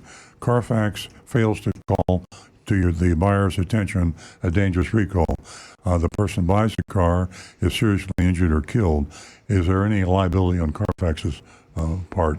That would be an interesting legal question. There's a lot, excuse me, there's a lot, another reason why sometimes it is not accurate, and it's a little easier for, someone who's in an accident not to report it, and that's because of insurance rates. So each one, AutoCheck and Carfax have their reasons for not getting this information. Yeah, so Carfax, I'm sure they have some CUIA that's called Cover Your Tookus language on their website. So there's a whole lot of legalese on the Carfax website when it comes to their buyback guarantee. and I would read it all on the air, but we don't have enough time. And it's really boring. But if you just Google Carfax buyback guarantee, it has all the information, what it covers and what it doesn't. But yeah, I think it's a valid thing to say. If they miss something like that, it results in an injury or an accident, then yeah. But I think they mainly talk about these the branded titles. I mean, that's the least of your problems, a mistake on Carfax. Your biggest problem is the dealer lying about Carfax or not showing you, holding his thumb over the unfixable recall. This is what we experience week after week. Yep. Got a text here, Earl. How do we know it wasn't you who hacked the Arrigos? Well, that's there's a rumor about that. I mean, I can neither confirm nor deny that. How do you like that? That sounds very like Politico speak to me. No, I didn't. Definitely didn't hack anybody. It's the policy of Earl Stewart on cars not to comment on that. I'm not smart enough to hack somebody. And if I was smart enough, I wouldn't do it. The truth is, of course, we didn't hack them. But Earl did message me on Facebook the news story when it came out, and I replied back, "That was me. I was trying to get our money back." Oh, that's right. I forgot about that. Yeah. So I could probably get you put in jail. Well, I confessed on Facebook Messenger, but it was a joke. Yeah, I'm just jokes. Okay, Nancy, do you have a text? No, I was just going to announce that our lines are closed, and we're almost near the time for the mystery shopping report, and we're going to finish up with Stu's text. You mean we made it through a show without Rick, and we weren't stumped yet? I want to tell you, I did get a text, and I was going to mention it later, but somebody was asking about our wonderful auto mechanic. Okay. And as a matter of fact, they referred to him as the certified diagnostic scientist. Oh, very good. Yeah, I don't want Rick to get too excited. I think we got lucky today. We need Rick. You're not getting out of the show if you're listening. That's right. Either are you, Alan. Hope you're having a great time, Rick. Alan gets nervous sometimes. He's our body shop guy that comes and talks about insurance. But yeah, he's shy. Stage fright. Yeah. But he's really good. All right, we have one from Jim in Riviera Beach. He says, and this is a follow-up to the retread tire question. He says, I drove trucks for 39 years, and trucking companies will use recap tires, but by law, they will not put recaps on the steering axle. I'm sorry. So I guess those are the two, the front one that when you steer the car, those have to be original tires. You can't retread those. Mm-hmm. All right. I think we're caught up. Mystery Shopping Report, high point of the show. If you've never heard one of these, you are in for a treat. Spread the word. If somebody around the house or wherever you are, if they haven't listened to the first part of the show, listen to this part. Gather round. And if you want to read along, this Mystery Shopping Report is on earloncars.com, and there's a link for Mystery Shopping Reports. Very good. Mystery Shop of H. Gregg, West Palm Beach. Back in 2018, Frank, one of our longtime listeners, told us about an independent used car chain called H. Gregg. At the time, we'd never heard of it. We thought it was an appliance store. We were thinking about H. Gregg, and there is an appliance store, H. Gregg, but this is a car dealership. Never heard of them at that time. It's a big chain now. H. Gregg has over 20 locations across North America. They focus exclusively on online marketing, promoting their one-price selling process. Now remember that, one-price selling process. H. Gregg has been in business for more than 20 years, and we were surprised we'd only just heard of them. I guess they were other parts of the country, but they've come to Florida. Until very recently, H. Gregg had 4 locations in South Florida: Miami, Pompano Beach, West Park, and Doral. Where's West Park? It's in Broward somewhere. Oh, West Park. It's like Lake Park. Nobody knows where it is. Okay. Sorry, guys. That's a joke. The 5th location, I mean, it's true, West Park. Yeah. I think that's in Illinois. Yeah. The 5th location just opened in West Palm Beach. I know where that is. Yeah. H. Gregg's website is impressive, modern, sophisticated, says all the right things, very consumer friendly. However, we noticed some changes from the last time we looked, went back in the archives. They got rid of their 7-day exchange policy and replaced it with a 3-day, 300-mile return exchange policy. Got a little bit expensive for them, but I guess they had to back off. They tried. Yeah. They also slightly modified the language of their quality safety promise. This is their quality safety promise. We're serious when we say, if it's not good enough for our family, then it's never worth selling to you. Bottom line, if it doesn't meet our standards, we won't sell it. We don't know what their standards are, but if it doesn't meet their standards, they're not going to sell it. Drive home in a car you can count on. We put every vehicle through our trust-verified multi-point inspection. You sound serious. If it fails our inspection, we don't sell it, period. Well, that doesn't impress me. I don't know what your standards are. But anyway, sounds good. We tested that promise during the last mystery shop. Agent X went on to buy a 2012 Chrysler 300 with a no-fix Takata airbag recall. I repeat, no fix. Can't fix it, folks. You buy it, you own it, and you're going to be driving behind a hand grenade until they finally can fix it. Unfortunately, Agent X claimed to have sold the car just before Agent X arrived. Now, they're damned if they do, and they're damned if they don't. If they did sell the car, they sold the car with a live hand grenade in it that they can't fix. Yep. If they didn't sell the car, they're lying, and it's a bait and switch. So either way, at that shopping point, H. Greg did a bad thing. They switched him to another vehicle with a sketchy Carfax report and a different recall, but they disclosed both issues.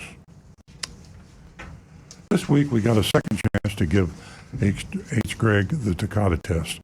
I have a hard time with H. Greg. It just I know. Doesn't roll trippingly off No. the tongue. And the way they brand it, it's all one word. It's like H. Greg, one word. G. Greg. I could say G. Greg, but H. Greg. Maybe the H is silent. Maybe it's just Greg. That could be, yeah. Greg. We found a 2016 Jeep Wrangler, unlimited, with 2 recalls and 2 crashes. And here's a corny joke from my son. I call that a twofer. No, I'm told they're called it. You wrote it. Sorry. I've been listening to a lot of Malcolm Gladwell. That's how he said it. Sorry. The first recall was for the front impact sensor. In the event of a crash, a wire could separate and prevent the airbags from deploying. Now, this is funny. This turns out to be a good thing. Not really.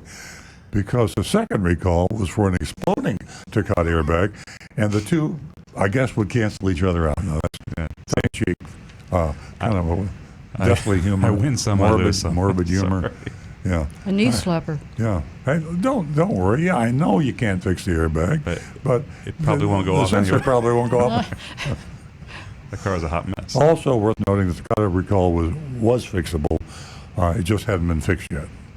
This Jeep was the perfect vehicle for Agent Thunder to go in for the Takata test. Here's the report. I arrived.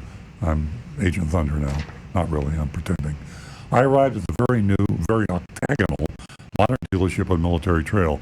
The parking lot was immaculate. I saw that some work was still being done to the facility. New construction.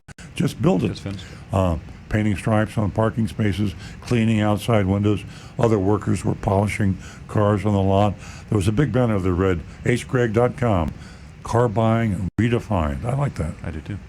The interior looked like they were going for an Apple store vibe. I didn't see any traditional sales desk. Countertops, customers sit side by side like the Genius Bar at the Apple store. I saw about 40 employees dressed in green. Cool. Nearly every one of them turned to look at me smiling. Isn't that interesting? I had a great visualization of this. Is that like in sync? But that's good. Yeah. Like the Rockets? A smile. When I walk into Costco, Nancy and I walk into Costco, people smile. Yeah. Smiling. Yeah, is, but there are circumstances here that are they're very relevant. And a few people look surprised. Some look confused. I felt like I just crashed a party. A tall man spoke, "Please come in." He beckoned me toward him. I walked over, shook his hand. He regarded me with curiosity. His name was Eugene. I asked him what was going on and if they were having their Christmas party or something. And this seemed unusual. Eugene said, "Sir, you are our first customer ever at this location. Our grand opening is tomorrow, December 14th. So here, I walked in to H. Greg. They hadn't sold the car yet. They hadn't even opened yet, but they look like they're open. So here I am, the mystery shopping report, talking to Eugene. I was completely surprised, realizing I was charting new territory. This is new territory. We've never done this. You Earl can't make Cars, that, their very first customer was a mystery shopper. I mean, that's Really? I mean, Is that a bad omen for H. Gregg? I don't know. But hey, let's up the metal a bit. Today is their grand opening. If you're looking for a used car, Yeah. H. Gregg, West Palm Beach, grand opening today. Before you go to the grand opening, I want you to listen to the rest of the shopping report. Sorry. Got ahead of myself. I asked him if I should leave and come back. Eugene said, no, he'll help. He said, we couldn't be able to test drive any cars, but we could take care of anything else. And the reason I think they can, I was wondering about that. Insurance issue. Okay. They probably said, we're opening on this day. I wanted insurance. Yeah. Here's the policy. I signed up. Insure me from now on. Yeah. They weren't insured. They wouldn't let me drive the car. Sounds good.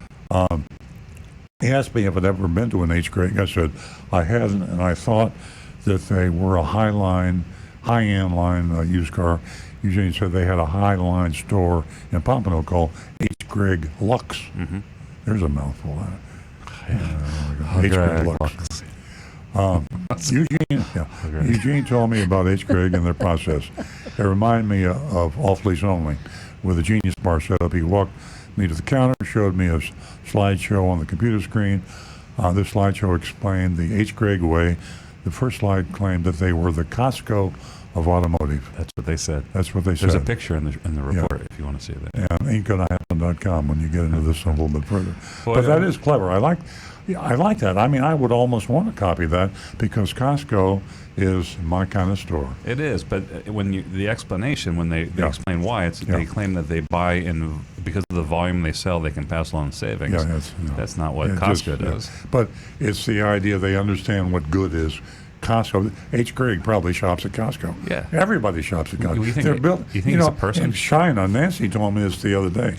She saw on CNBC in China, where we're having all the terror problems and all the negative and anti-American, they're standing in the line to get to Costco. They want more Costcos. Shanghai wants to open up I more. cannot think of a place I would least like to be than a Chinese Costco. Well, if you're a Chinaman, you want to go into a Chinese Costco. It sounds really crowded. Yeah. There's over 1 billion Chinese people. Now we're getting. Jim You're pointed getting that out. politically incorrect. And my apologies to all our Chinese Americans out there. I have a fear of crowds, that's all. Well, it's true. It's I agree, Stu. Basically, the slides explain how H. Gregg was a one-price store with no haggling and no hassle. It showed the 3-day, 300,000-mile, 100% money-back guarantee. Eugene then explained that everything is sold as is. There's a warning for you, as is, and priced accordingly. He said if there's a dent on the car, they don't fix it. He said the cars go through a rigorous inspection. They're all checked and come out running right now. Rigorous inspection because he said it was a rigorous inspection, and they don't know. They don't see the inspector. They don't see. Anyway. I don't need to go any further. I said I wanted to buy the 2016 Jeep, stock number 500126. I told him I saw it online for $23,598. Now, that's an advertised price, right? Mm-hmm. It's online. That's an advertisement. That's supposed to be the out-the-door price plus government fees only. I'm looking at the advertisement now. Yeah. All I see is $23,598. Yeah. I asked if it was available. Eugene reminded me that I was their very first customer. Of course it's available. It's got to be available. Right. The only time that could ever possibly happen. That is really very funny. Is the car still available? What do you think? I'm real. surprised that Eugene didn't just shake his head. What a unique mystery shopping report. Yeah. We tease, Agent Thunder, we tease. Eugene said that we could go look at the car, but it reminded me that it couldn't be driven until they officially opened. He didn't explain why, and I speculate it was the insurance issue. I asked how much he knew about the Jeep. He said he knew a lot about the vehicles in stock. All the salespeople had been studying up. He said getting ready for the grand opening. I asked him if he knew about any accidents or safety issues. Eugene said he didn't know, but he checked the Carfax report. We walked out to find the vehicle. It was clean and red. I listened to Eugene talk about the features, gas mileage, etc. I looked around the car. It was in perfect shape, some wear and tear, little rust in places. After 10 minutes of presentation, I interrupted him to ask if we could go over the numbers. Eugene was happy to oblige. He reminded me that H. Gregg was 100% transparent. I think they train them with lots of buzzwords. Yeah. Costco. Transparent. Costco. One price. Exactly. Rigorous inspection. That's exactly right. Now, if you just tuned in, this is our mystery shopping report pretending to buy a car from a store called H. Gregg, who are having the grand opening today, and they're in West Palm Beach. And this is the mystery shopping report. He asked, Eugene did, sales-related questions on the way back in. Was I financing or paying cash? How much money did I plan to put down? Did I have a trade? I had answered all his questions by the time we reached the Genius Bar. That's what we call it. Yeah. Eugene asked for my driver's license and insurance card, then left to make copies and bring back a worksheet, buyer's order, combo, and a Carfax report. We looked at the Carfax report first. Eugene pointed to the summary and said there had been an accident. Then he leaped to the first accident on the report and said that the damage was minor and that it had been repaired well. It passed inspection in their shop. He didn't mention the other accident. He didn't mention the other accident or the report of 2 recalls. That's not good. No. He looked like he was ready to move on. I asked him if he thought there were any safety issues. He didn't. It had passed their inspection.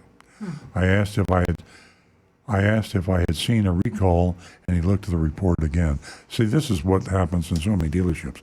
When you push and push and push, they finally find the recall on the Carfax report. He thumbed his way to the first recall and said it looked like an airbag issue. I took the report and inspected it. I asked him if it was a Takata recall that I'd heard about. He said he thought it was. He moved to the numbers, the online price. Listen to this. The online price was $23,598. We already said that. That was the advertised price. But they asked an $899 pre-delivery service fee. Folks, that's profit to the dealer. It's hidden.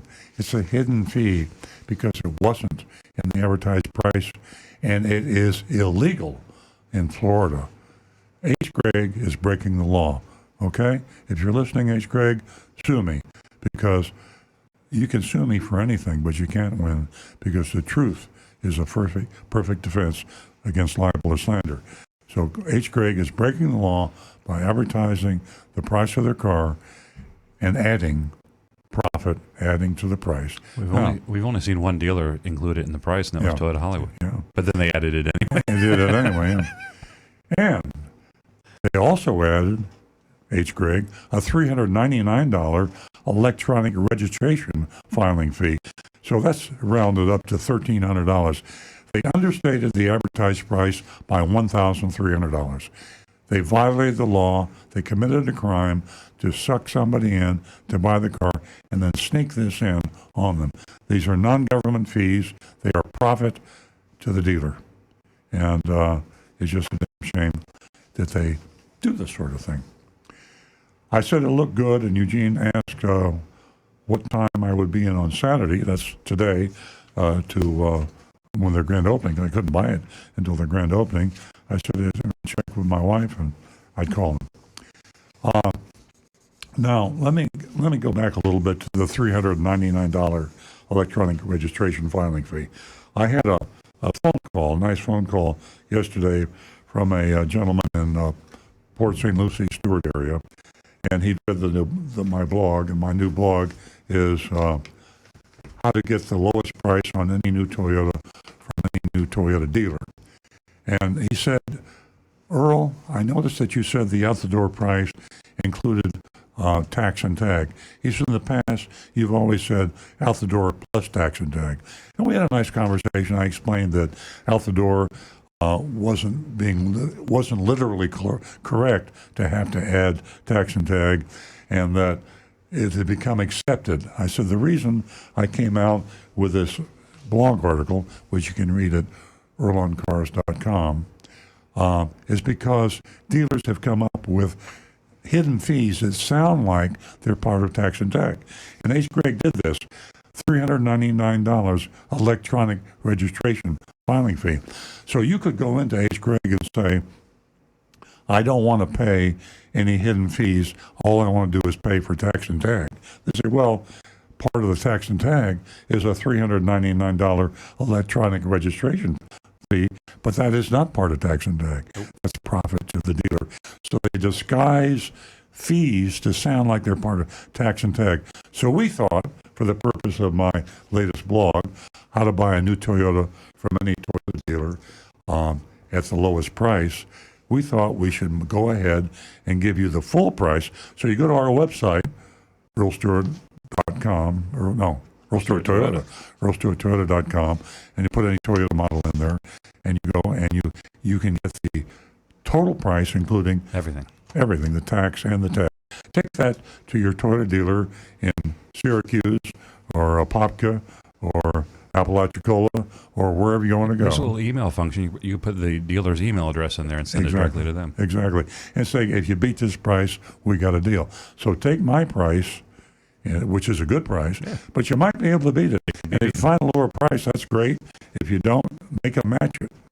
And great way to get a good price. So don't be tricked by hidden fees disguised as tax and tag.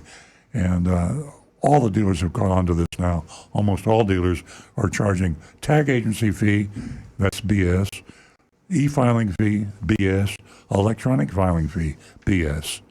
Only get the out-the-door price. That's right. Okay, we got a vote, don't we? I guess We sure do. Well, they failed the Dakota test, too. H. Gregg, West Palm Beach, grand opening today, and you ought to go in there. It's a clean store. It's a modern store. People are polite. You've been forewarned if you listen to this.